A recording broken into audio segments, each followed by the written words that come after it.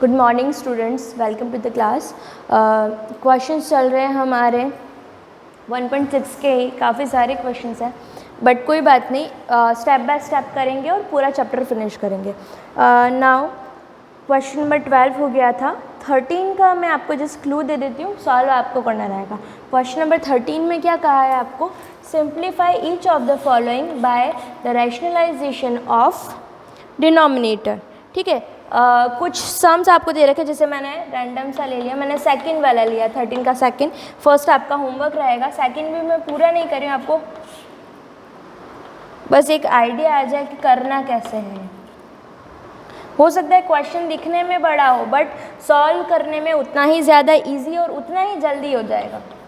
बस ये दिखने में इतना बड़ा लग रहा है। 3√2 माइनस 3√2 अपॉन 3 + 2 रूट। ठीक है, इस क्वेश्चन में क्या है कि कहा है कि सिंप्लीफाई इट, ऐसा लिखा है सिंप्लीफाई इट, और साथ में ये भी मेंशन किया है by the rationalisation of denominators. जितने भी टर्म्स दिख रहे हैं सारे फ्रैक्शंस है, आपका a/b का फॉर्मेशन है, p/q का फॉर्मेशन है, all numbers are in the form of ratios. तो यहाँ पर 3 नंबर्स हैं 1, 2 एंड 3। इसको हमको सिंप्लीफाई करना है, जो साइन लगा रखा है उसके अकॉर्डिंग एडिशन करना है, जहाँ पे सब्ट्रैक्शन की ज़रूरत है वहाँ सब्ट्रैक्शन करेंगे। मेथड ऑलरेडी क्वेश्चन में गिवन है कि रैशनलाइजेशन से हमको इसको सॉल्व करना है। तो यहाँ 2 नंबर्स है, 3 नंबर्स है, फर्स्ट, सेकेंड एंड थर्ड। ये हमारा क्वेश्चन है। सॉल्यूशन जब हम स्टार्ट करेंगे जिस चीज़ का, उसका सॉल्यूशन ही बता रही हूँ मैं आपका, सेकंड का solution. This is your equation number 1। मैंने इसको समीकरण 1 दे दिया, क्यों? और इसको कह दिया this is our first term, this is our second term and this is our third term. क्यों? क्योंकि ये अपने आप में एक क्वेश्चन है। ऐसे क्वेश्चंस को तो हम सॉल्व कर चुके हैं, यहाँ पर हमको डिनोमिनेटर का रैशनलाइजेशन करना आता है। सेकेंड में भी सेम चीज़ है, ये अपना एक अलग question, this is our another question. तो यहाँ पर एक एक क्वेश्चन में 3 क्वेश्चन बनते हैं। सबसे पहले इसको सिंप्लीफाई करो, इसका कुछ ना कुछ आंसर आएगा। फॉर एग्जांपल 8 आंसर आया, इसको सॉल्व करो, यू विल गेट समथिंग, जैसे आंसर आया 12। इसको सॉल्व करो, रैशनलाइजेशन की ज़रूरत है, do it, you will get your answer. 18, 17, 19 कुछ भी आ रहा है वो आंसर आ गया। तो फर्स्ट टर्म का अपना एक वैल्यू है, सेकंड टर्म का अपना एक वैल्यू है, थर्ड टर्म का अपना एक वैल्यू। गेट दैट वैल्यूज, जैसे ही वैल्यूज आती है put that values in the equation number 1। जैसे फॉर एग्जांपल इसका आंसर आया 8, इसका आया 12, इसका आंसर आया 6। साइंस क्या क्या है? माइनस माइनस, और आपको बस इसको सॉल्व करना रहेगा, you will get your answer. तो आपका काम बस इतना है, इस फर्स्ट टर्म को सॉल्व करना है, सेकंड टर्म को सॉल्व करना और थर्ड टर्म को सॉल्व करना। तो साथ में करने की कोई ज़रूरत नहीं है, साथ में इतना सारा चीज़ हम सॉल्व करने में थोड़ा सा ऐसा लगता है कि नहीं बड़ा क्वेश्चन है, नहीं, हम फर्स्ट टर्म को पहले सॉल्व करेंगे। First term is equal to 4√3 upon 2 - √2। तो ये अपना एक नया क्वेश्चन है, इसको सॉल्व करने तो हम जानते हैं। Our second term, second term क्या है आपका? 30 अपॉन 4√3 माइनस 3√2। थर्ड टर्म जो आपका है that is equal to 3√2 upon 3 + 2√3। सभी को आपको by the rationalisation of denominator से ही करना है, हरों के परिमेयकरण द्वारा ही करना है। तो इस टर्म का हम करेंगे रैशनलाइजेशन, 4√3 अपॉन 2 - √2। सिमिलर नंबर से ही मल्टीप्लाई और डिवाइड करना है, बस साइन डिफरेंट रखना है, 2 + √2 अपॉन 2 + √2। ठीक है, सिंप्लीफाई करोगे आप इसको, इस नंबर को इससे मल्टीप्लाई करना है, ये करोगे तो a - b × a + b, तो a का स्क्वायर इंटू b का स्क्वायर। तो a क्या है आपका 2, b क्या है √2, तो a का स्क्वायर यानी 2 का स्क्वायर इज 4, और माइनस फॉर्मूला का लग गया b का स्क्वायर यानी √2 का स्क्वायर। √2 का स्क्वायर क्या बनेगा? 2। आप इंडिविजुअली स्टेप बाय स्टेप लिखेंगे, मैं आपको डायरेक्टली समझा रही हूँ इसलिए मैंने डायरेक्टली लिख दिया कि 2 का स्क्वायर इज़ 4। आप मेंशन करेंगे क्या फॉर्मूला लगाया है और यहाँ पर कैसे अप्लाई, a का स्क्वायर माइनस b का स्क्वायर ऐसे करके जैसे भी लिखते हैं आप। 4√3 × 2 + √3 मल्टीप्लाई कर दो, 4√3 × 2 फर्स्टली होगा तो 4 × 2 = 8, 8√3। नाउ 4√3 इंटू √2, तो क्या होगा 4 इंटू √3 इंटू √2, और साइन क्या बनेगा प्लस प्लस प्लस ही आएगा। 4 इंटू √3 इंटू √2, तो क्या है दोनों पर रूट्स हैं, तो √a इंटू √b क्या होता है, that is equal to √ab, तो √3 इंटू 2 बन जाएगा ये। तो 4 इंटू √3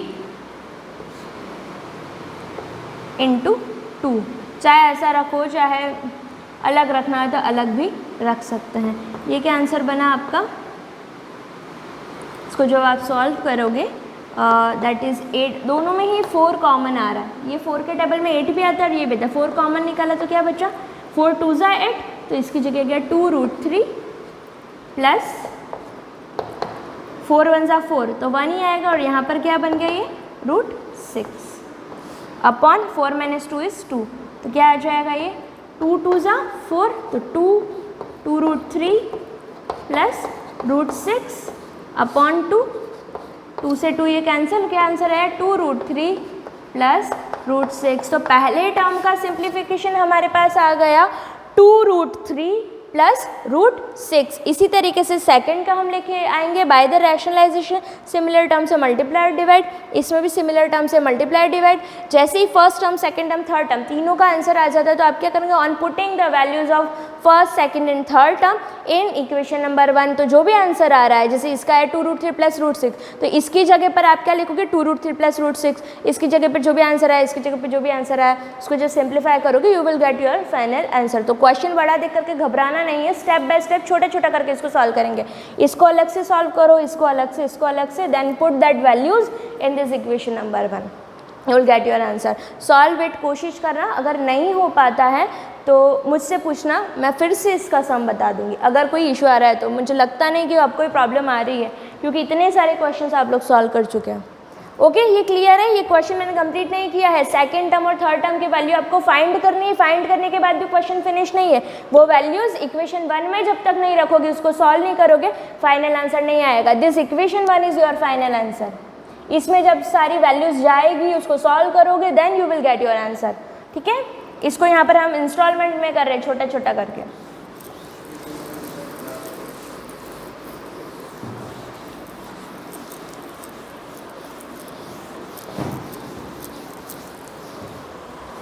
अब इसके बाद देख लो, फर्स्ट क्वेश्चन भी ऐसा ही है, 13 का फर्स्ट भी। फिर आता है 14 के जो क्वेश्चन है, उसमें आपको कुछ इक्वेशंस दे रखी है, वहाँ से आपको ए और बी का वैल्यू फाइंड करना है। देख लेते हैं ये क्वेश्चन भी, जैसे इस टाइप का क्वेश्चन भी कर चुके हैं हम। जैसे 14 का फर्स्ट ले लिया, फर्स्ट क्वेश्चन क्या है, √5 plus √3 upon √5 minus √13 that is equal to a minus b √15। यही चीज़ है। Then find the values of, okay, question में ये गिवन है, ये चीज़ गिवन है कि a एंड b, यहाँ पे जो दो नंबर्स दे रखे हैं आपको इक्वल में, a and b are the rational numbers. Then find the value of a and b। क्या चीज़ गिवन है, a and b are rational numbers.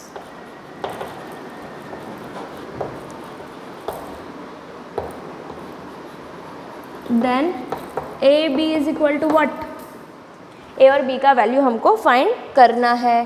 ठीक है, अब ये गिवन है कि ए और बी जो है आपके रैशनल नंबर्स है। रैशनल नंबर इसका मतलब p/q में लिख पा रहे हो, तो यहाँ पर कहीं पर भी ए बी की जगह पे किसी भी प्राइम नंबर का रूट नहीं आना चाहिए। ए को कभी भी √3 √5 इस तरीके का आंसर नहीं आना चाहिए।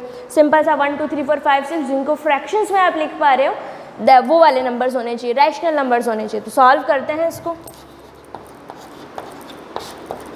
देखो, रैशनल नंबर हमको चाहिए। First thing we want the value of a and b, rational numbers होने चाहिए। जब हम इस चीज़ को ऑब्जर्व करते हैं, यहाँ कहा है कि this number is equal to this, तो जब भी हम कहते हैं कि कोई चीज़ें बराबर हैं, वेन एवर आई से कि 2 + x इक्वल है 2 + 3 के, now tell me the value of x, तो x का वैल्यू क्या होना चाहिए। तो हम दोनों साइड्स को कंपेयर करते हैं, लिखा है बीच में equal, that means in reality दोनों इक्वल ही होने चाहिए। तो हमने देखा 2 की जगह पर 2 है, प्लस की जगह पर प्लस है, सारी चीज़ें सेम टू सेम है। फिर यहाँ x लिखा है और यहाँ पर 3 लिखा है, तो ये दोनों इक्वल तभी हो सकते हैं जब इस x की जगह पर भी 3 लिखा हो। तो हम कंपेयर करके भी कभी कभी वैल्यूज़ लेके आ सकते हैं, क्योंकि इक्वल का साइन है, दैट मीन्स इन रियलिटी वो दोनों इक्वल है तब जाके इक्वल लगा है। तो ये दोनों इक्वल कब हो सकते हैं? जब x की जगह पर भी 3 होगा तब ये चीज़ पॉसिबल है। तो सेम चीज़ इस क्वेश्चन में भी बनेगी। हमको क्या करना है, दोनों साइड्स को कंपेयर करना है। दोनों इक्वल लिखा है मतलब इन रियलिटी है भी ये इक्वल। तो फिलहाल जब हम इसको देखते हैं दोनों एक जैसे नज़र नहीं आते, दोनों डिफरेंट टाइप में लिखे हुए हैं। दिस इज a-b√15 और ये अपना एक अलग लिखा हुआ है। तो हम पहले कोशिश करेंगे इस नंबर को रैशनल नंबर में कन्वर्ट करने की, क्योंकि जब इसके डिनोमिनेटर को देखते हैं, न्यूमरेटर को देखते हैं, इरेशनल नंबर से भरा हुआ है। √5 भी इरेशनल, ये भी इरेशनल, ओवरऑल इरेशनल नंबर। तो हम क्या करेंगे, तो पूरे को तो बना नहीं सकते, जो रैशनलाइजेशन का काम हमारा होता है डिनोमिनेटर में। तो बाय द रैशनलाइजेशन ऑफ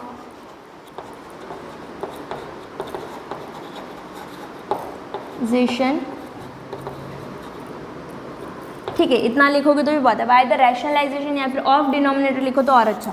ठीक है, इसको सॉल्व कर रहे हैं हम। √5 प्लस, अब समझ लो यही आपका क्वेश्चन है। इसको आपको करना क्या है, डिनोमिनेटर का रैशनलाइजेशन करोगे, सिमिलर नंबर से मल्टीप्लाई डिवाइड।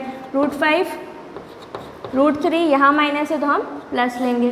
√5 प्लस √3, जो इक्वल टू में जो चीज़ लिखी है उसको एज इट इज़ रखना है। एट द एंड मतलब लास्ट तक भी कोई चेंजेस आना नहीं चाहिए। आपको सॉल्व सिर्फ इसी को करना है। Numerator into numerator, denominator into denominator कितनी ही बार कर चुके हम।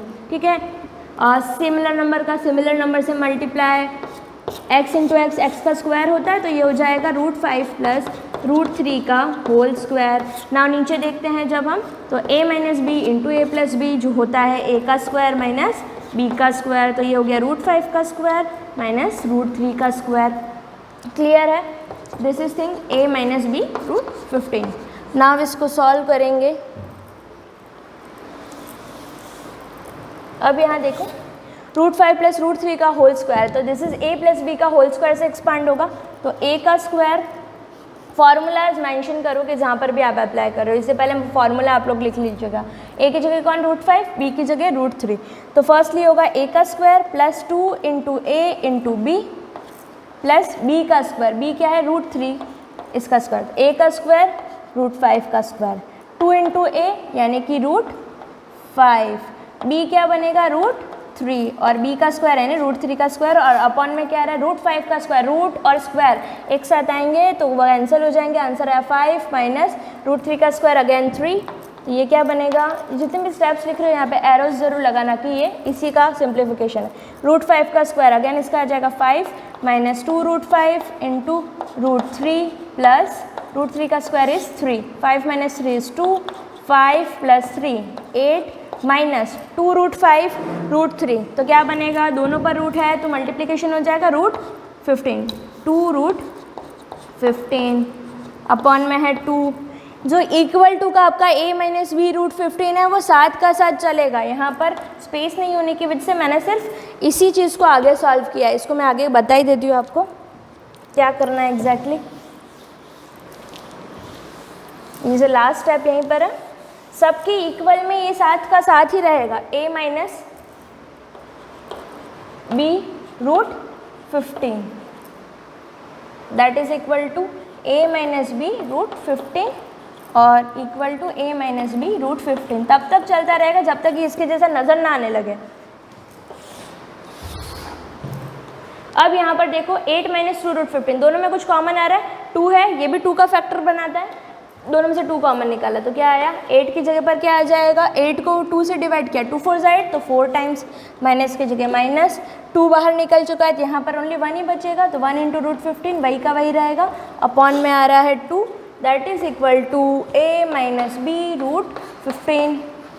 2 से 2 कैंसिल, क्या बना, 4 minus √15 is equal to a minus b √15। अब दोनों साइड्स को कंपेयर करो, कुछ हद तक इसके जैसा दिखने लग गया। यहाँ पर एक नंबर है, यहाँ पर भी एक नंबर है, बीच में माइनस है, यहाँ पर भी माइनस है। यहाँ पर b इंटू √15 लिखा है, यहाँ √15 आ रहा है, हमारे पास भी √15 आ रहा है। √15 के मल्टीप्लाई में यहाँ पर कुछ है तो यहाँ पर तो कुछ भी नहीं है, कुछ नहीं है मल्टीप्लीकेशन में, तो you can write that thing 1 into √15। That is equal to a minus b root 15। तो यहाँ पर जब दोनों साइड को हम कंपेयर करेंगे, ऑन कंपेयरिंग बोथ साइड या फिर दोनों पक्षों की तुलना करने पर, इसके अलावा हिंदी मीडियम वाले क्या लिखेंगे, दोनों पक्षों की तुलना करने पर। तो तुलना करोगे तो 15 के मल्टीप्लिकेशन में जो कुछ भी है वो सारा b है, शर्त क्या है, वो रैशनल नंबर होना चाहिए। तो ऑन कंपेयरिंग बोथ साइड और माइनस में जो भी है दैट इज a। तो कंपेयर करने पर a इज इक्वल टू 4 और b इज इक्वल टू क्या आएगा हमारे पास, माइनस की जगह माइनस, उसके अलावा जो भी नज़र आ रहा है वो लिखो। तो 1 लिखेंगे, -1 कोई भी नहीं लिखेगा, 1। तो b इज इक्वल टू +1। तो इस तरीके से a और b का वैल्यू आ गया। नेक्स्ट क्वेश्चंस भी आपको ही ट्राई करना है। ओके, नेक्स्ट जो है हम अगली क्लास में डिस्कस करेंगे। Thank you.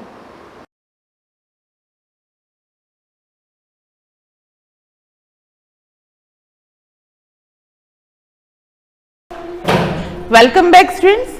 हम डायरेक्ट इनडायरेक्ट कंटिन्यू कर रहे थे। डायरेक्ट इनडायरेक्ट में हम प्रोनाउंस के पर्सन्स के अकॉर्डिंग चेंज जो था उसके बारे में पढ़ रहे थे। हमने पढ़ा था फर्स्ट पर्सन कि फर्स्ट पर्सन होगा तो सब्जेक्ट, रिपोर्टेड स्पीच का फर्स्ट पर्सन, रिपोर्टेड स्पीच का सेंटेंस अगर फर्स्ट पर्सन से स्टार्ट हो रहा है, फर्स्ट पर्सन में क्या आता है, आई और वी, तो वो रिपोर्टिंग वर्ब के सब्जेक्ट के अकॉर्डिंग चेंज होगा, राइट। फिर हमने सेंटेंस देखे थे सेकंड पर्सन के, सेकंड पर्सन कौन होता है, यू। तो रिपोर्टेड स्पीच का सेंटेंस अगर यू से स्टार्ट हो रहा है तो वो चेंज होगा रिपोर्टिंग वर्ब के ऑब्जेक्ट के अकॉर्डिंग। और आज हम बात करेंगे थर्ड पर्सन की। थर्ड पर्सन में कौन कौन होता है, ही, शी, इट, दे और नेम, इनको हम थर्ड पर्सन मानते हैं। तो इनके सेंटेंसेस में कोई चेंज नहीं होगा, सिर्फ जो हम टेंस के अकॉर्डिंग चेंज करते हैं तो वही होगा। तो अब मैं एक सिंपल सा एक आपको फॉर्मेट बता रही हूं जिसके थ्रू आप याद रख सकते हैं कि फर्स्ट पर्सन जो है,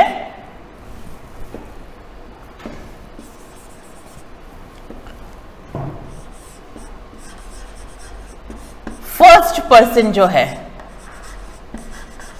वो रिपोर्टिंग वर्ब के सब्जेक्ट के अकॉर्डिंग चेंज होगा।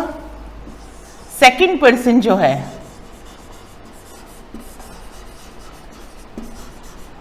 वो रिपोर्टिंग वर्ब के ऑब्जेक्ट के अकॉर्डिंग चेंज होगा।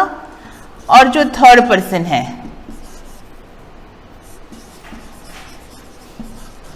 उसके रिपोर्टिंग वर्ब में कोई चेंज नहीं है, सॉरी,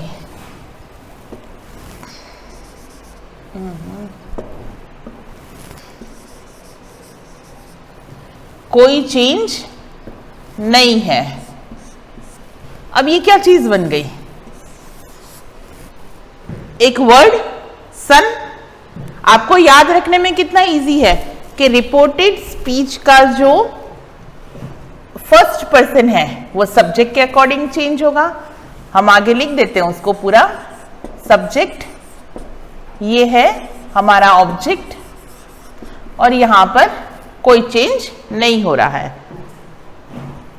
नो चेंज। तो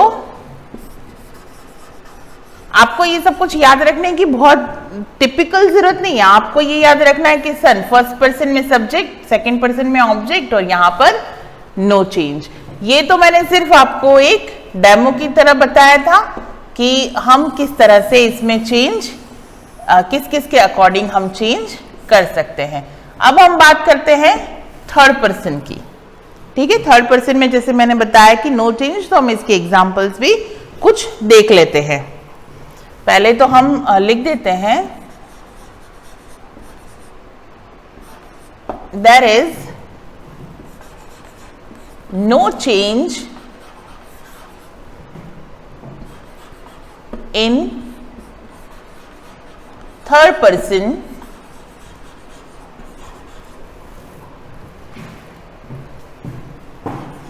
in reported speech. RS reported speech, RV reporting verb. Reported speech बार बार बता रही हूं, अब तक आपको याद हो जाना चाहिए। रिपोर्टेड स्पीच इन्वर्टेड कॉमा के अंदर आती है, रिपोर्टिंग वर्ब कॉमा से पहले का जो सेंटेंस होता है वो होता है। अब हम यहां पर कुछ एग्जाम्पल देख लेते हैं कि हमें सिर्फ टेंस के अकॉर्डिंग चेंज करना है। Suresh said, comma, inverted comma, he is a clerk.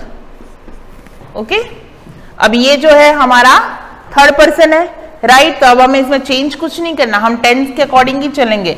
अब यहां पर इज है तो हम क्या करेंगे, जब इनडायरेक्ट का सेंटेंस बनाएंगे तो वो पास्ट में चेंज हो जाएगा, तो आ जाएगा Suresh said that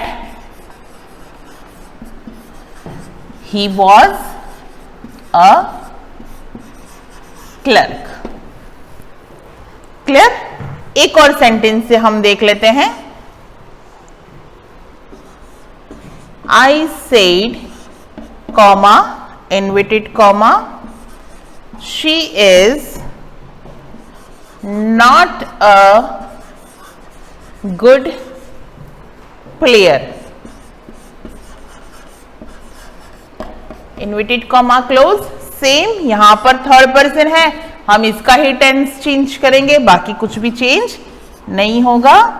he said that, I said that she was not a good player. Complete, यहां पर हमारे 3 पर्सन्स कंप्लीट होते हैं। फर्स्ट पर्सन जिसमें आई वी आते हैं वो सब्जेक्ट के अकॉर्डिंग चेंज होंगे, सेकंड पर्सन जिसमें यू आता है वो ऑब्जेक्ट के अकॉर्डिंग चेंज होगा, थर्ड पर्सन जिसमें ही शी इट दे नेम आते हैं वो किसी के भी अकॉर्डिंग चेंज नहीं होंगे, सिर्फ उनके सेंटेंस में जो बेसिक हम टेंस के चेंजेस करते हैं वही, उनके प्रोनाउंस में कोई चेंज नहीं होगा, राइट? अब हम बात करते हैं कुछ वर्ड्स की। आपके पास अगर ग्रामर की बुक होगी तो आपने देखा होगा कि डायरेक्ट इनडायरेक्ट में एक वर्ड का चार्ट दे रखा है जिसके अंदर हम कुछ वर्ड्स को कुछ वर्ड्स में चेंज करते हैं। वो वर्ड्स कौन से हैं? अब आप लिखिए द वर्ड्स दैट इंडिकेटिंग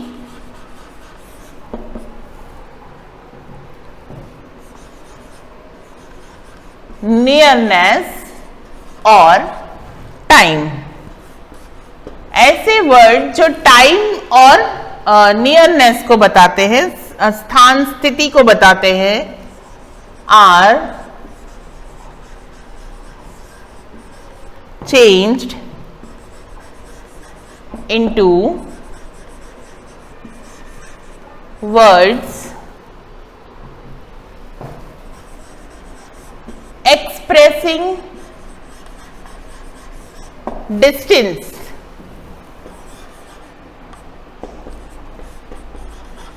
एक तरह से अपोजिट थिंग हो जाएगी। अब मैं बता देती हूं आपको, यहां पे ज्यादा अच्छे से समझ में आ जाएगा। जैसे अगो को हम बिफोर में चेंज कर देते हैं, कम को गो में। ये आपके पास नहीं हो तो आप इसको यहां पे नोट डाउन करते जाएं। हैंस को थैंस में,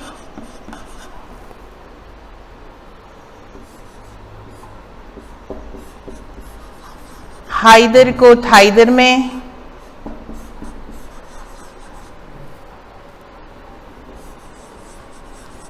हेयर को दैर में,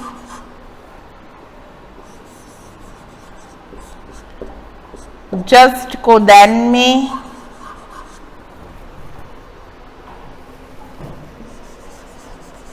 नाउ को भी देन में, दिस को दैट में, दीज को दोज में,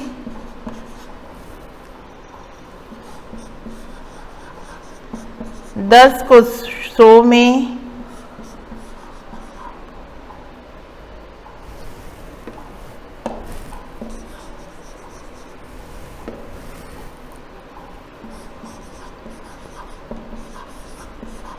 टुनाइट को दैट नाइट में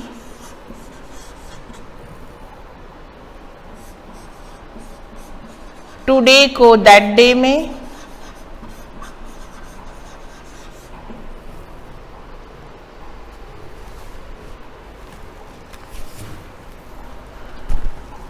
टुमारो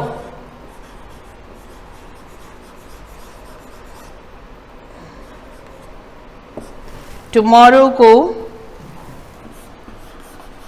द नेक्स्ट डे या फिर द फॉलोइंग डे में चेंज करते हैं, द फॉलोइंग डे में।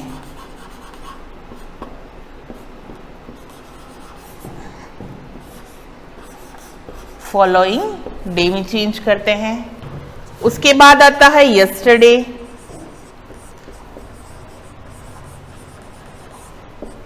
यस्टरडे को हम चेंज करेंगे द प्रीवियस और द डे बिफोर में। द प्रीवियस मतलब पहले का, द प्रीवियस और द डे बिफोर यानी कि आज के दिन के पहले का दिन, यानी कल, बीता हुआ कल।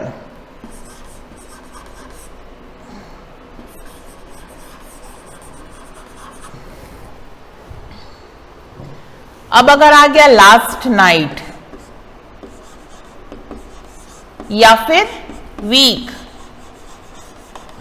या फिर ईयर और मंथ, ये सारे जैसे ही आएंगे इनके आगे लग जाएगा वर्ड प्रीवियस।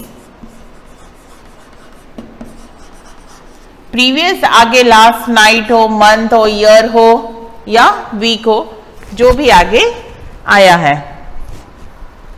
तो ये कुछ ऐसे वर्ड से एक दो और बता देती हूं।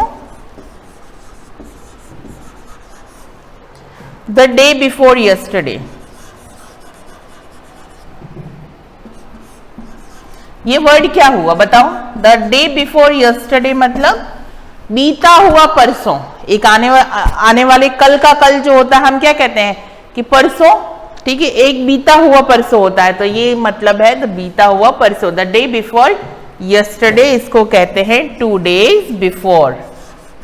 2 days बिफोर।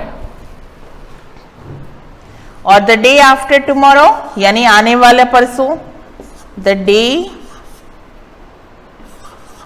आफ्टर टुमारो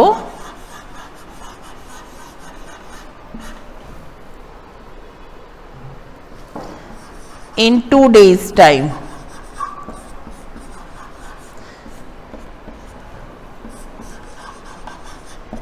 ये आपके नॉलेज के लिए मैंने पूरा चार्ट बना के दिया आपको, ताकि आप कभी भी जब भी आपको जरूरत पड़े तो आप इसको देख सकते हैं। यहाँ पे मैंने पूरा एक चार्ट आपको बना दिया है। गो को बिफोर में, कम गो में, हेंस टेंस में, हाइदर थाइदर में, हेयर देयर में, जस्ट दैन में, नाउ दैन में, दिस दैट में, दीज दोज में, दस शो में, टुनाइट दैट नाइट में, टुडे दैट डे में, टुमारो द नेक्स्ट डे और the following day, yesterday the previous day, the day before, last night, week, year, month को previous, last night, week, month, year में बदलते हैं। The day before yesterday 2 days before, the day after tomorrow in 2 days time. अब हम देख लेते हैं इसके कुछ सेंटेंसेस। एग्जाम्पल हम देख लेते हैं। फर्स्ट देख लेते हैं हम एग्जाम्पल। अब यहां पे देखिए बहुत चेंजेस करने हमको।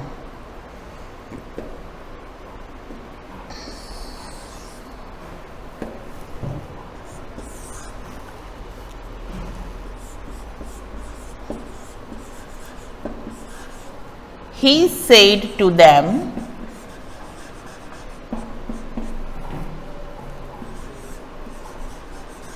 I will leave you now। यह आपके सामने एक सेंटेंस है। अब हमें इसमें बहुत सारे चेंजेस करने हैं, वो कहाँ कहाँ करने हैं हम इसको एक बार देख लेते हैं। तो ही सेड टू चेंज हो जाएगा ही टोल्ड में। He told them. ठीक है, अब आप यहां पे देखिए, यहां पे आपके फर्स्ट पर्सन भी हैं, यहां पे आपके सेकंड पर्सन भी है और यहां पर आपके टाइम भी है। ठीक है, तो यहां पे फर्स्ट पर्सन, अब हम फर्स्ट पर्सन की बात करते हैं। फर्स्ट पर्सन किसके अकॉर्डिंग चेंज होता है? इसके अकॉर्डिंग। सेकंड पर्सन किसके अकॉर्डिंग चेंज होता है? इसके अकॉर्डिंग। हमें जो टेंस का चेंज है वो तो करना ही है। ठीक है, अब ही टोल्ड देम, आई किस में चेंज होगा? ही। विल का क्या हो जाएगा? वुड। लीव का लीव ही रहेगा। यू किस में चेंज होगा? देम में। और नाउ किस में चेंज होगा? देन में। देखिए कितना चेंज हुआ, कितने सारे अकॉर्डिंग्स चेंज किए हमने फर्स्ट पर्सन भी देखा, सेकंड पर्सन भी था, हमारा टाइम भी था और टेंस के अकॉर्डिंग भी चेंज हुआ। यानी कि ये सारे चेंजेस हम स्टेप बाय स्टेप पढ़ते आ रहे हैं। हम एक और एग्जांपल देखेंगे जिससे और भी क्लियर हो जाएगा।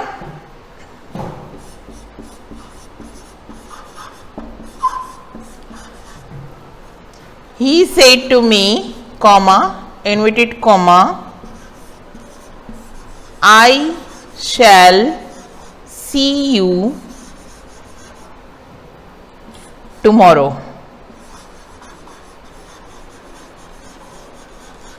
फिर से वही बात, फर्स्ट पर्सन है, सेकंड पर्सन है, शैल है और टुमारो है। इसको भी हमें चेंज करना है, तो क्या करेंगे? ही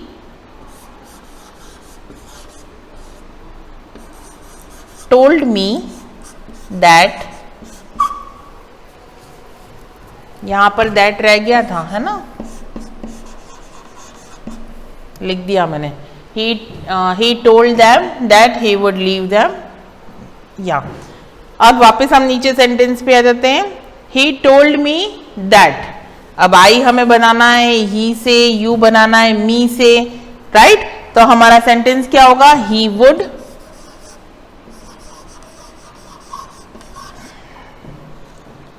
see me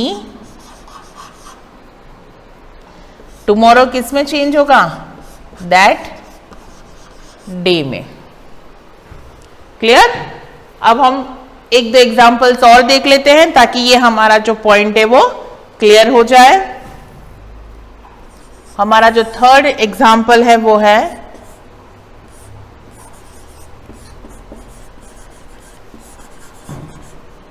the teacher said, comma, inverted comma, I feel weak today.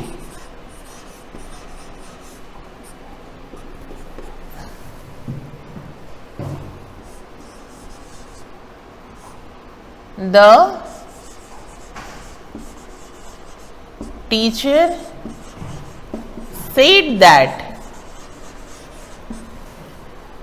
अब यहां पर टीचर है, टीचर में कोई भी हो सकता है, मेल भी हो सकते हैं और फीमेल भी हो सकते हैं। तो द टीचर सेड दैट हम ही मान के चलते हैं। ही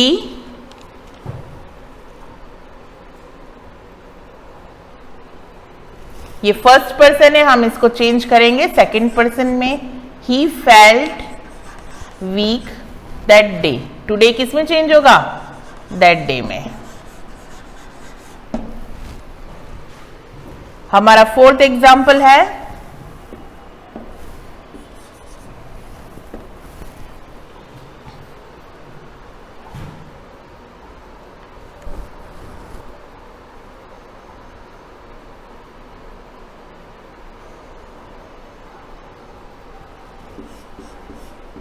ये थोड़ा सा डिफरेंट बता रही हूं।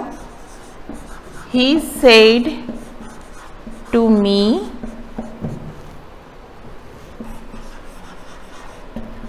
This is my house. अब देखिए मैंने तो ये कहा था कि दिस को हम दैट में चेंज करेंगे, राइट। अब यहां पे दिस जो ये वर्ड है ये किसी प्लेस के लिए इंडिकेटेड है, किसी टाइम के लिए इंडिकेटेड नहीं है, इसलिए हम इसमें चेंज नहीं करेंगे, इसमें हम टेंस के अकॉर्डिंग ही चेंज करेंगे। He told me that this was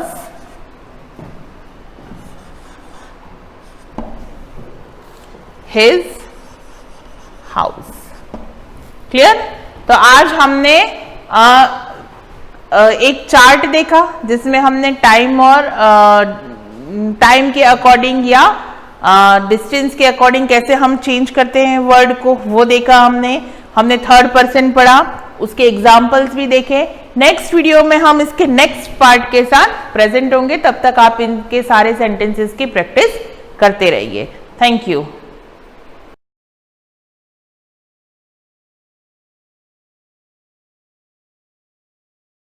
सुप्रभात विद्यार्थियों, कल हमने वाक्य विचार में वाक्य शुद्धिकरण का भाग 1 बनाया था, जिसमें 5 प्रकार की अशुद्धियों के बारे में देखा था।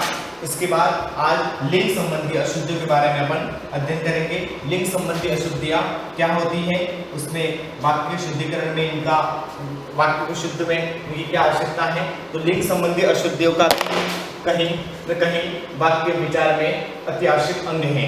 तो लिंग संबंधी अशुद्धियाँ होती है कि हम या तो पुल्लिंग या स्त्रीलिंग में हम भेद नहीं कर पाते, क्योंकि एक तो सीधा है, आपको पहले ही बताया है कि अच्छा अच्छी का ट्रिक भी है, जिसमें आप लिंग संबंधी अशुद्धियों का पता लगा सकते हैं ना। तो यहाँ वाक्य में प्रयुक्त शब्दानुरूप लिंग का प्रयोग करने पर वाक्य रचना शुद्ध हो जाती है।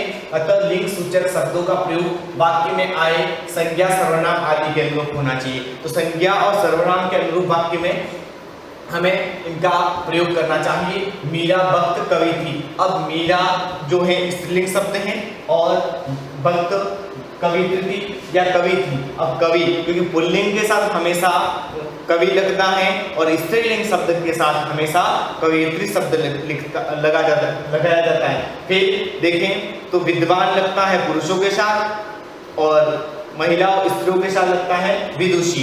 तो इस प्रकार हमें वाक्यों में संज्ञा सर्वनाम के आधार पर कुछ लिंग संबंधी अशुद्धियां उनसे बचना चाहिए। मीरा वक्त कवि थी, मीरा वक्त कवियत्री थी। यहाँ कवियत्री में मात्राओं का विशेष ध्यान रखें, क्योंकि हर बार कहीं न कहीं अशुद्धियां हो जाती है, इसका भी ध्यान रखना है। शब्द संबंधी अशुद्धियों को दूर करते हुए वाक्य में सुधार करना चाहिए। सड़कों को चौड़ी करनी जरूरी है। अब सड़कों को चौड़ी करनी जरूरी की जगह क्या, सड़कों को चौड़ा करना जरूरी है।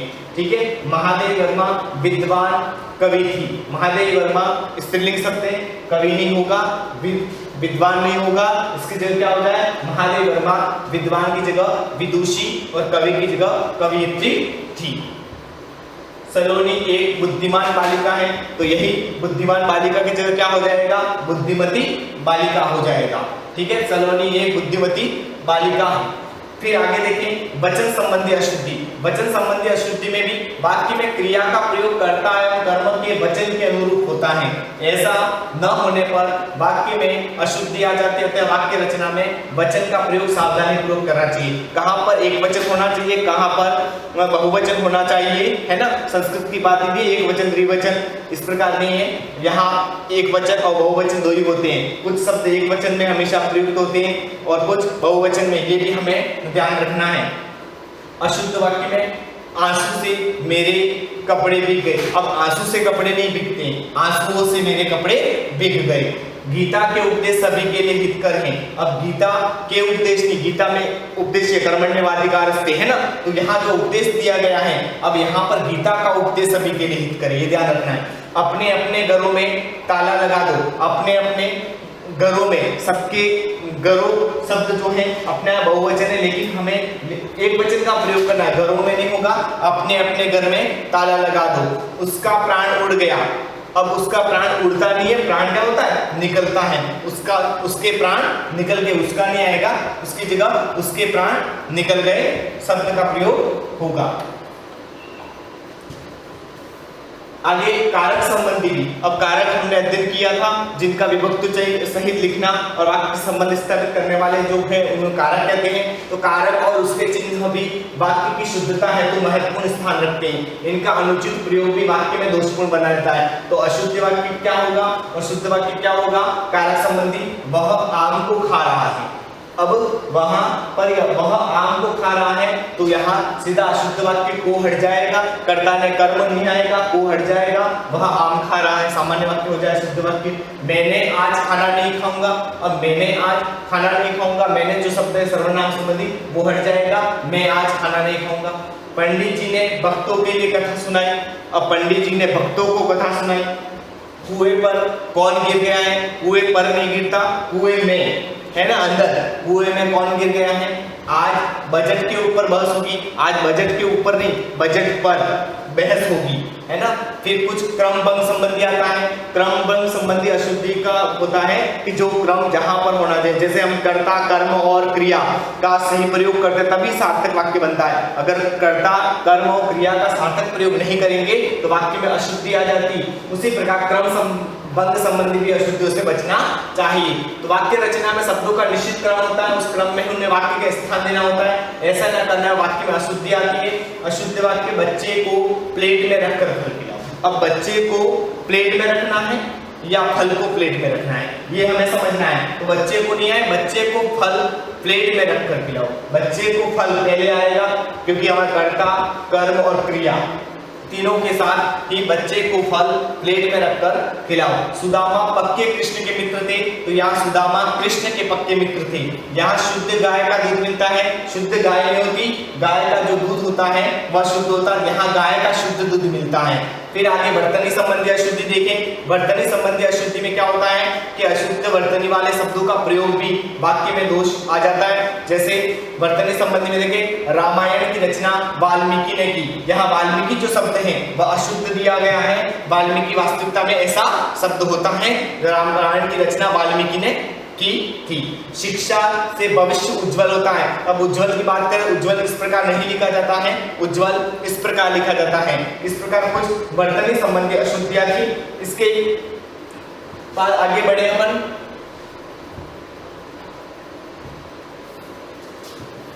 अब मुहावरे संबंधी, तो मुहावरे संबंधी मुहावरों का भी वाक्य में उसी रूप में प्रयोग होना चाहिए, उनमें किसी प्रकार का बदलाव वाक्य में अशुद्धि ला देता है। वाक्य में अशुद्धि आना मुहावरे संबंधी भी अशुद्धि होती है। जैसे देखें, देशद्रोही लोग अंग्रेजों को उंगली पर नचाते थे। अब देशद्रोही लोग अंग्रेजों को उंगली पर नचाते, सही वाक्य का देशद्रोही लोग अंग्रेजों की उंगली पर नाचते थे, है ना। वह तो कोल्हू की गाय है। अब वास्तविकता मुहावरा क्या है, कोल्हू का बैल होना, वह बलू का बैल है। वह बचपन से ही दूसरों की कान पकड़ने मांगी गए। कान पकड़ना नहीं होता है, कान कतरना अर्थात काटना हमारा मुहावरा है, कान कतरना, है ना। इस प्रकार इनके मुहावरे संबंधी अशुद्धियों से बचना चाहिए। संयोजक शब्द, संयोजक शब्द अर्थात जोड़ने वाले शब्द, संयुक्त वाक्य और मिश्र वाक्य में हमने देखा जो संयोजक शब्द हैं उनका भी उचित प्रयोग वाक्य में आवश्यक है। जैसा बोओगे उसी प्रकार का पाओगे। अब जैसा बोओगे उसी प्रकार का पाओगे, यह पाओगे शब्द अपने आप में अशुद्ध है। उसकी जगह कैसा आएगा कि जैसा बोओगे वैसा काटोगे। यद्यपि रमेश ने परिश्रम किया पर उसे सफलता नहीं मिली। यद्यपि रमेश ने परिश्रम किया तथापि, लेकिन या तथापि उसे सफलता नहीं मिली। यदि राम मेहनत करता उसको सफलता मिलती, यदि राम मेहनत करता तो उसे सफलता मिलती। यहाँ तो जो संयुक्त वाक्य में अपने मिश्र वाक्य में देखते हैं तो यहाँ पर जो संयोजक शब्द है तो का प्रयोग आवश्यक है, न कि यहाँ करता तो उसको शब्द हट जाएगा, है ना। महत्वपूर्ण कुछ वाक्य हैं, देखिए अशुद्ध वाक्य, उनका शुद्ध वाक्य किए हुए। ईमानदारी मनुष्य का श्रेष्ठ लक्षण है, ईमानदारी मनुष्य का श्रेष्ठ गुण है। फिर इस सौभाग्यवती कन्या को आशीर्वाद है। अब सौभाग्यवती कौन होती है और सौभाग्यकांक्षिणी कौन होती है, ये ध्यान रखें। देखो, सौभाग्यवती होती है कोई महिला जो विवाहित है, वो होगी सौभाग्यवती, है ना। और यहाँ पर कन्या शब्द है, कन्या अपने आप में अविवाहित है, अविवाहित है, इसलिए सौभाग्यकांक्षिणी शब्द का प्रयोग हमें करना है।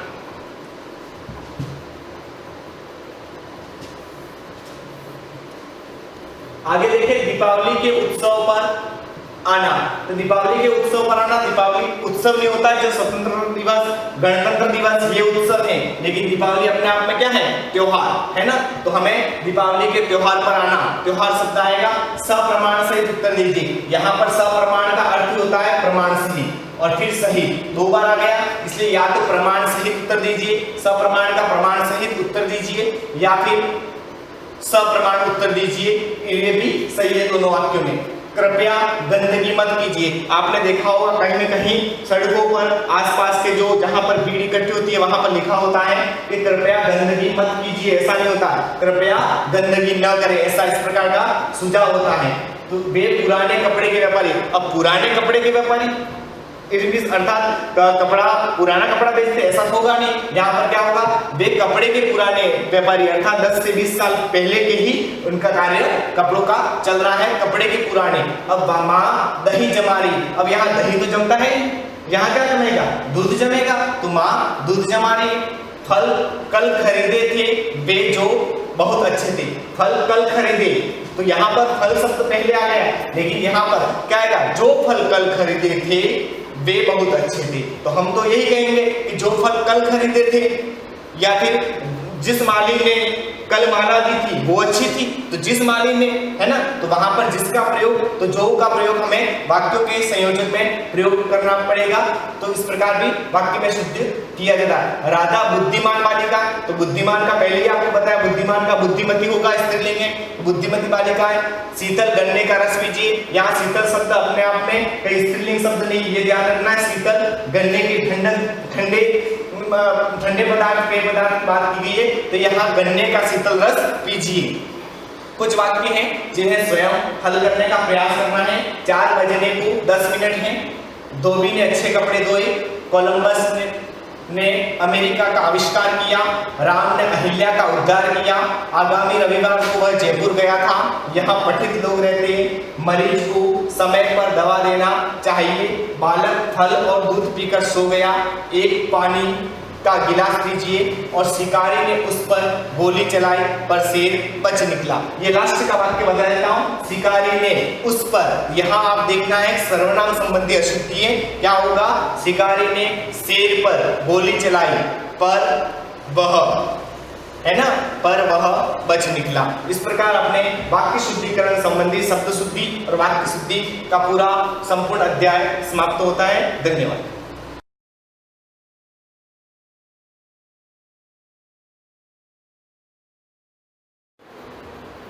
Good morning students.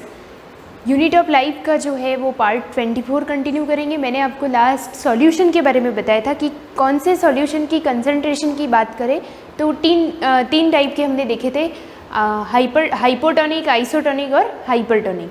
वो समझ लिया था। अब उसका एक डेमोन्स्ट्रेशन या एक do you know fact file था जो मैंने लास्ट देखा था आपका। ये चीज़ डू यू नो में एक दे रखा है कि किसकी कंसंट्रेशन कितनी होती है। अगर ह्यूमन बॉडी की बात करें तो उसकी कंसंट्रेशन की बात करते हैं। यहाँ जैसे दे रखा है 5% glucose dextrose solution is isotonic to RBCs of human being. ये मैंने पढ़ाया था, फिर भी रिवाइज कर रही हूँ। इंपॉर्टेंट चीज़ें आपको समझने के लिए अच्छी रहेगी कि हमारे ब्लड के अंदर जो आरबीसी सेल्स होती है, रेड ब्लड सेल, उनकी कंसंट्रेशन और ग्लूकोज 5% ग्लूकोज जो होता है डेक्सट्रोज सॉल्यूशन, उसकी कंसंट्रेशन आइसोटोनिक होती है, यानी दोनों की कंसंट्रेशन एक जैसी होती है। सेकेंड चीज़ लेते हैं, सिमिलरली उसी की तरह 0.9% सोडियम क्लोराइड NaCl, कितना 0.9%, मतलब ये उसका अमाउंट है। अगर 0.9% सोडियम क्लोराइड होगा, उसी की बात कर रहे हैं, उसकी जो कंसंट्रेशन पावर होगी वो हमारे ह्यूमन बीइंग में जो इरिथ्रोसाइट सेल होती है उसके वो इक्वल होती है, यानी दोनों की कंसंट्रेशन सेम होती है। इसलिए बोल सकते हैं कि ये दोनों आइसोटोनिक है। That's why a patient of dehydration is treated by injecting such type of solution intravenously. जब भी किसी को अगर वीकनेस लगती है, किसी का बीपी जो होता है, ब्लड प्रेशर वो लो हो जाता है, तो उसको इंस्टेंट एनर्जी देने के लिए उसकी बॉडी में ड्रिप चढ़ाते हैं। तो ड्रिप इसीलिए चढ़ाते हैं क्योंकि हमारा जो डेक्सट्रोज सॉल्यूशन जो हमको ऊपर से चढ़ाते हैं, वो जो ड्रिप चढ़ाते हैं ना, उसकी बॉटल में जो ग्लूकोज बोलते हैं हम कि ग्लूकोज चढ़ाया, उस 5% उसका मेजरमेंट कितना होता है। तो 5% ग्लूकोज की जो कंसंट्रेशन होती है वो हमारे आरबीसी के बराबर होती है, और 0.9% NaCl की कंसंट्रेशन हमारे इरिथ्रोसाइट के सेल के बराबर होती है। इस वजह से हम क्या करते हैं, जब भी हमारी बॉडी में वीकनेस आ जाती है और हमें अगर ड्रिप चढ़ाई जाती है तो वो ड्रिप इंट्रावेनसली चढ़ाते हैं। इंट्रावेनसली का मीनिंग होता है डायरेक्ट वेन्स में, सीधा वेन्स में हम इंजेक्ट कर देंगे, ताकि क्या होगा, ये जो सॉल्यूशन हम चढ़ा रहे हैं वो इंस्टेंटली हमारे ब्लड के साथ मिक्स हो जाएगा और कोई प्रॉब्लम भी नहीं होगी क्योंकि दोनों की कंसंट्रेशन सेम लेवल की होती है। तो वो चीज़ें ही आप अंडरलाइन करना, इसको पॉइंट वाइज बना के इसके नोट्स बना देना। हाइपरटोनिक सॉल्यूशन क्या चीज़ है? If external solution has more osmotic concentration as compare that of cell. Hyper का मीनिंग ही क्या होता है? ज़्यादा, बहुत ज़्यादा। हाइपरटोनिक सॉल्यूशन का मतलब है कि किसी सेल के बाहर रखे हुए सॉल्यूशन की कंसंट्रेशन अगर सेल के अंदर वाले कंसंट्रेशन से बहुत ज़्यादा होती है compare to that of cell, it is known as hypertonic solution. मतलब जिस सेल को हमने पुट किया है किसी सॉल्यूशन में, तो उसके बाहर जो सॉल्यूशन है उसकी कंसंट्रेशन अंदर वाले सेल के अंदर वाले सॉल्यूशन की कंसंट्रेशन से ज़्यादा होगी। मतलब बाहर ज़्यादा, अंदर कम। The quantity of water is less in outside solution.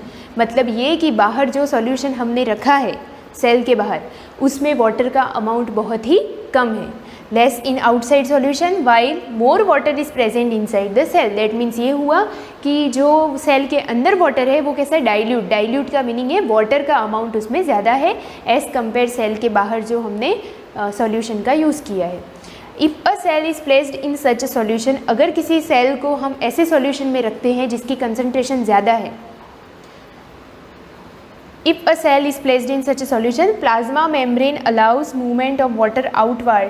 तो क्या होगा? Obviously वो क्या करेगा? मूवमेंट जो सेल के मॉलिक्यूल जो सेल के अंदर है वो किस तरफ आएंगे? वो बाहर की तरफ आएंगे, लोअर टू हायर की तरफ जाएंगे। तो क्या होगा कि सेल के अंदर वाला वो जो वाटर था वो बाहर आने की कोशिश करेगा, जिसकी वजह से अंदर वाली सेल के अंदर जो लिक्विड भरा हुआ था वो लिक्विड कम हो जाएगा। क्या होता है? उसको बोलते हैं हम श्रंकन बॉल बन जाती है, उसका जो प्रोटोप्लाज्म होता है वो सिकुड़ जाता है। ऑब्वियसली किसी सेल के अंदर से पानी अगर निकल जाता है तो वो सेल अंदर से क्या हो जाएगी? श्रंक हो जाएगी, सिकुड़ जाएगी।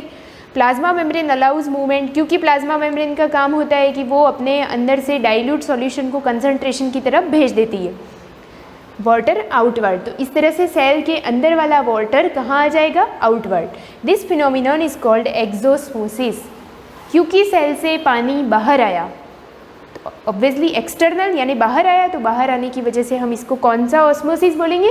एक्सोस्मोसिस। इसका उल्टा हमने पिछली क्लास में देखा था, वहाँ पर पानी अंदर जा रहा था तो उसे एंडोस्मोसिस कॉल करेंगे।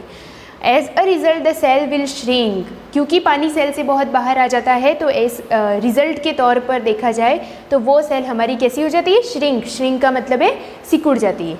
इन plant cell the shrinking protoplasm will contract from the cell wall, it is called plasmolysis.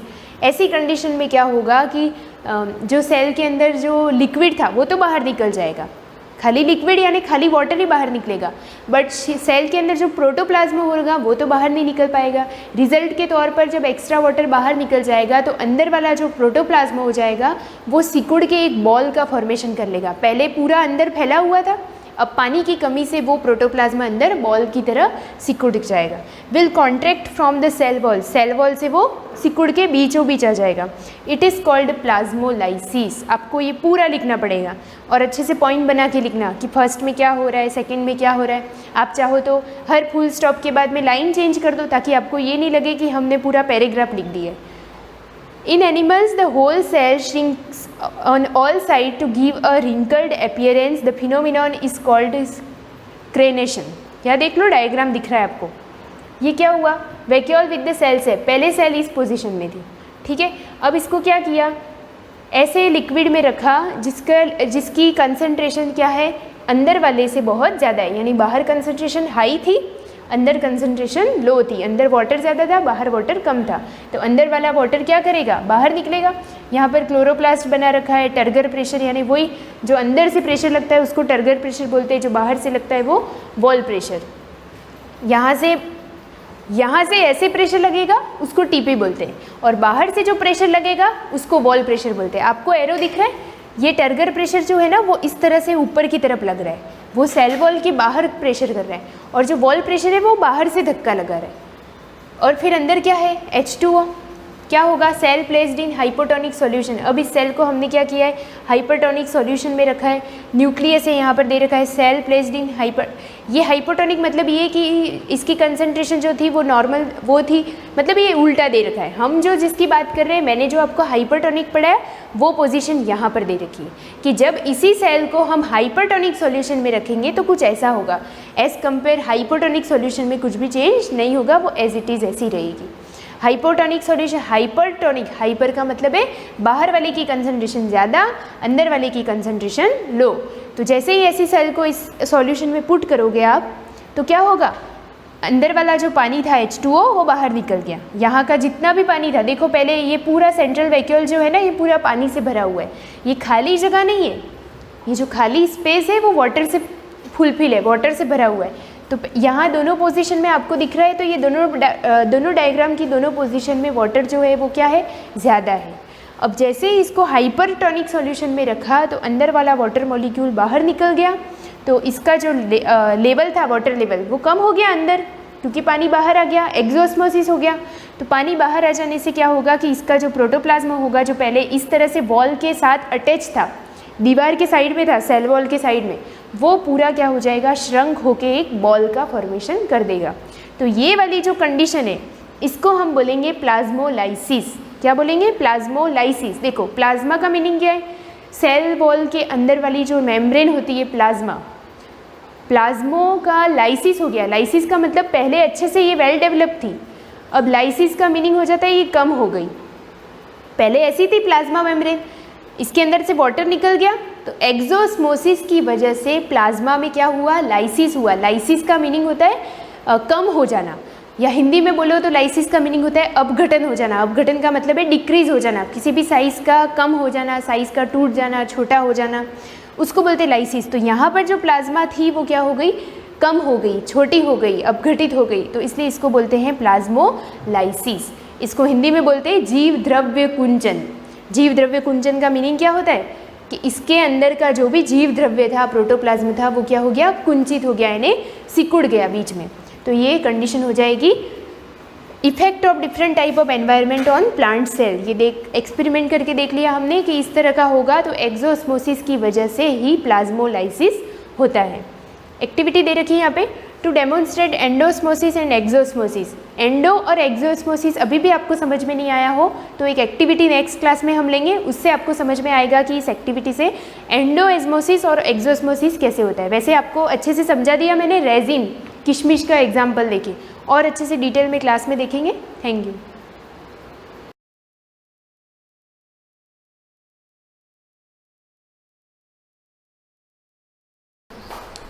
Good morning students, हम लेसन 2 पढ़ रहे थे फिजिकल फीचर्स ऑफ इंडिया, जिसके अंदर हमारे 2 फिजिकल फीचर्स, फर्स्ट हिमालय और सेकंड नॉर्थन प्लेन्स जो हम पढ़ रहे थे वो इनकम्प्लीट था, उसको हम आज कंप्लीट करेंगे। देखो क्या दे रखा था, नॉर्थन प्लेन्स के अंदर मैंने आपको बताया था प्लेन्स कैसे बनते हैं, वहाँ पर अब बहुत ज़्यादा पॉपुलेशन रहती है, तो पॉपुलेशन ज़्यादा रहने की रीज़न भी मैंने आपको बताया था फर्टाइल प्लेन्स है। उसके अलावा वहाँ पर एग्रीकल्चर अच्छी होती है, एग्रीकल्चर अच्छी होने की भी रीज़न है कि वहाँ पर बारिश अच्छी होती है, वहाँ का क्लाइमेट अच्छा है, लोगों को अच्छा बिजनेस मिल जाता है। तो ये सारी बहुत अच्छी बातें थी नॉर्थन प्लेन्स के बारे में, जिसके कारण से वहाँ पर पॉपुलेशन बहुत ज़्यादा रहती है। अब हमने इसके भी वापस 2 पार्ट कर रखे थे, जैसे हिमालय के 2 पार्ट कर रखे थे, रीजनल और ज्योग्राफिकल, उसी प्रकार से नॉर्थन पार्ट के भी 2 पार्ट कर रखे थे। तो फर्स्ट नॉर्थन प्लेन्स के जो 3 पार्ट थे, पंजाब प्लेन्स, गंगा प्लेन्स और ब्रह्मपुत्र प्लेन्स, इसके बारे में हम लोगों ने पढ़ लिया था। नेक्स्ट जो दे रखा है region of northern plains, northern plains के कौन कौन से रीजन हैं, ये जो 4 पॉइंट्स दे रखे हैं ये आपने 8th क्लास में भी पढ़ रखे हैं, उसी को हम फिर से पढ़ेंगे। और ये बहुत इंपॉर्टेंट होते हैं और चारों बहुत इंपॉर्टेंट है, चारों के आपको नोट्स बनाने हैं और चारों आपको लिखने हैं अपनी नोटबुक में, चाहे पीछे इसका क्वेश्चन आए या नहीं आए, लेकिन आपको नोटबुक में मेंशन करना है कि इसको हम क्या बोलते हैं। The northern plains is divided into 4 regions.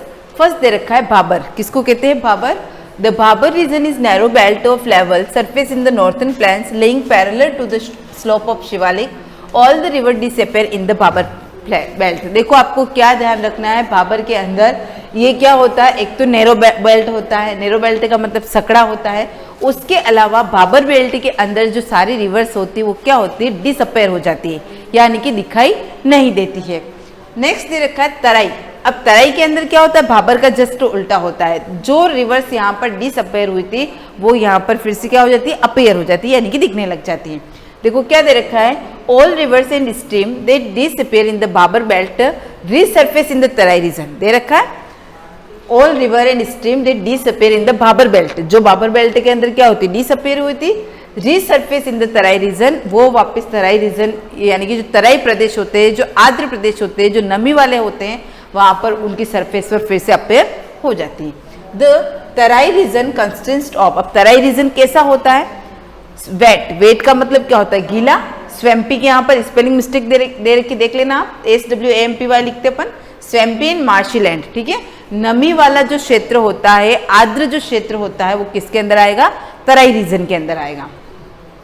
Earlier it was thickly forested with a lot of wildlife। कहते रखा earlier, पहले यहाँ पर जो तराई रीजन थे उसके अंदर बहुत डिफरेंट टाइप के, लॉट ऑफ वाइल्ड लाइफ, अलग अलग टाइप के बहुत जंगली जानवर, और यहाँ का जो फॉरेस्ट था वो भी बहुत घना था, देखो दे रखा। But now most of the forest have been cleared for agriculture. क्योंकि पहले जो ये क्षेत्र था बहुत ज़्यादा क्या था, फॉरेस्ट के अकॉर्डिंग, वाइल्ड लाइफ के अकॉर्डिंग बहुत फैला हुआ था, लेकिन धीरे धीरे हम लोगों ने अपनी आवश्यकताओं की पूर्ति करने के लिए क्लियर्ड फॉर एग्रीकल्चर दे रखा है, एग्रीकल्चर के लिए। और land and to settle migrant. Migrate का मतलब क्या होता है, एक शहर से छोड़कर दूसरे शहर में जो जाते हैं उसको हम माइग्रेट पीपल कहते हैं, उनको स्थापित करने के लिए। तो अब अपने यहाँ पर हम लोगों ने जब पढ़ा था, हमारे देश का जब विभाजन हुआ था, तो पाकिस्तान के लोग भारत में आए थे, तो उन लोगों को रखा कहाँ पर जाए, क्योंकि वो भी भारत का हिस्सा बने थे, तो उन लोगों को रखने के लिए देखो दे रखा है यहाँ पर, फ्रॉम पाकिस्तान आफ्टर इंडिपेंडेंस। हमारे देश के सामने सबसे बड़ी ये समस्या बन गई थी कि लोगों को रखा कहाँ पर जाए, क्योंकि वैसे भी भारत की पॉपुलेशन बहुत है, तो उस समय भी ये प्रॉब्लम थी। तो उस समय क्या किया था, जो तराई प्रदेश के जो जंगल थे उनको क्या कर दिया था, एग्रीकल्चर के लिए और लोगों को सेटल करने के लिए उनको काट दिया था, उनको साफ कर दिया था। Some forest still remains here, देदू national park is located in this region. Underline कर लेना, यहाँ पर ये दे रखा है, वरना ये जो नेशनल पार्क होता है दुधवा नेशनल पार्क होता है। कौन सा होता है, दुधवा नेशनल पार्क इस रीजन के अंदर आपका आएगा। तो आपको ये अंडरलाइन करना है यहाँ से, the Terai region consist of wet, swampy and marshy land. इसके अंदर आप जो नोट्स बनाओगे उसमें आपको इतनी लाइन इसमें मेंशन करनी है, और इसके अंदर आप जो लिखोगे ये आपको वैसे कम ही दे रखा है, तो यहाँ फर्स्ट लाइन से लगाकर इसको लास्ट पूरा कंप्लीट इसमें करना है। नेक्स्ट दे रखा है भांगर। ये भांगर और खादर हमने लास्ट ग्लोसरी वर्ड के अंदर भी पढ़ा था। इसके अंदर दे रखा है, it is the largest part of northern plain, it is formed of older alluvium. इन दोनों में मेन डिफरेंस यही होता है, भांगर के अंदर क्या होता है, पुरानी मिट्टी होती है, और खादर के अंदर जो होता है वो न्यू एल्यूवियल या कह सकते हैं नई मिट्टी, जो कब आती है, जैसे अभी बारिश का मौसम है, तो जो भी हमारे पूर्वी मैदानी प्रदेश जिनको कहा जाता है प्लेन्स के बारे में होते, क्योंकि मिट्टी कहाँ पर होगी, जो प्लेन होंगे, जो मैदान होंगे वहां पर होगी। तो जो नदियों का पानी बह के जाता है, मैंने आपको लास्ट वीडियो में समझाया था प्लेन्स बनते कैसे हैं। जैसे कि एक सिंपल सा एग्जांपल देती हूँ, दो नदियां बह रही है और वहां पर बहुत ज्यादा पानी हो गया, बाढ़ आने की स्थिति हो गई, तो जो पानी जिस मुख से बह रहा वो तो जाएगा, लेकिन जो एक्स्ट्रा पानी होगा वो क्या होगा, आसपास के क्षेत्रों में चला जाएगा। लेकिन जैसे जैसे पानी का फ्लो धीरे धीरे कम होता जाता है, वो पानी वापस उसमें मिक्स हो जाता है। पानी तो बह जाता है, लेकिन उसके नीचे जो मिट्टी होती है वो वहां पर रह जाती है, वो क्या होती है, नई मिट्टी होती है। उसी से क्या होता है, फर्टाइल का अच्छी फर्टाइल कह सकते हैं, जिसको नवीन मिट्टी भी कह सकते हैं, जिसको आप खादर भी कह सकते हो, उसका निर्माण होता है। और वो क्या होती है, बहुत फर्टाइल मिट्टी होती है, उसमें जो खेती की जाती है वो बहुत अच्छी होती है। तो यहाँ पर ये मेन डिफरेंस आपको मेंशन करना है। भांगर के अंदर आप क्या मेंशन करोगे, ऑल्डर एल्यूविलियम होती है, यानी कि पुरानी मिट्टी होती है। This region lies above the flood plains of the river.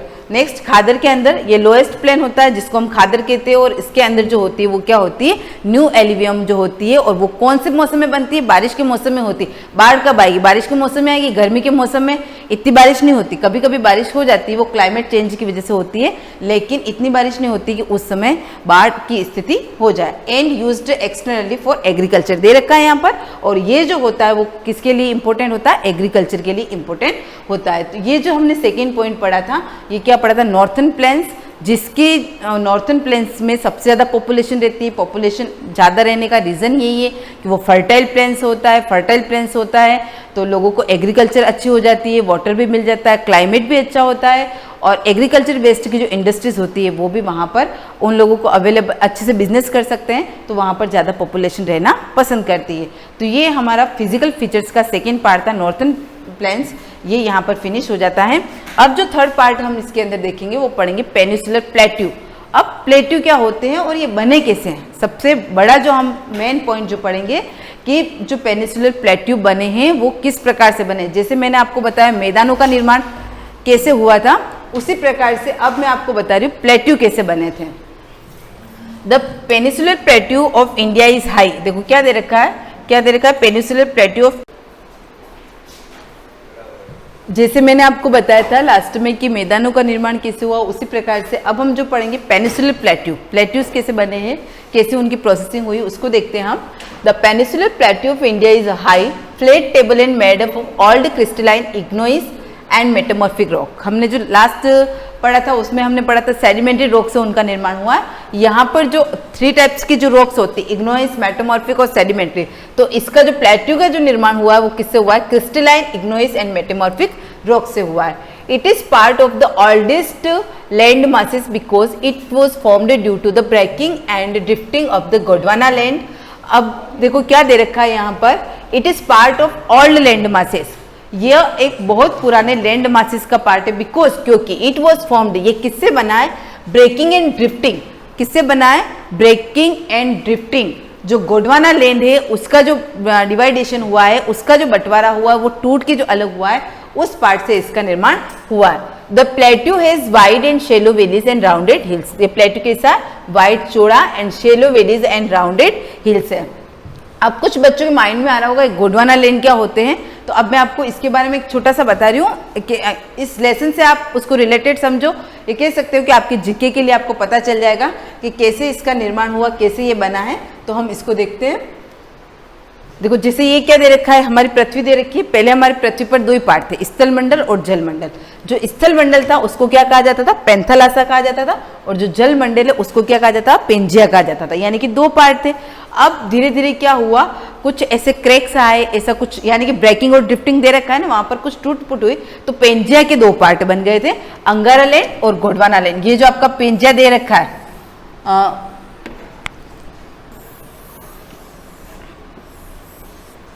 अब इसके वापस ये 2 पार्ट बन गए थे, ये बना था अंगारा लैंड और ये बना था गोंडवाना लैंड। अगर आप लोगों से पूछा जाए पेनिनसुलर प्लेट्यू किसका पार्ट है, तो वो किसका पार्ट आएगा, गोंडवाना लैंड का पार्ट आएगा। ये वाला जो पार्ट है वो अपने गोंडवाना लैंड का है, और ऊपर वाला जो पार्ट है वो अंगारा लैंड का। तो अब इसमें भी क्या हुआ, फिर अलग अलग जो कंट्रीज है उनको बांट दिया गया। तो अब हमारे पर्टिकुलर इंडिया के बारे में भी कहा जाता है कि इंडिया कौन से लैंड के अंदर आता है, गोंडवाना लैंड के अंदर आता है कि अंगारा लैंड।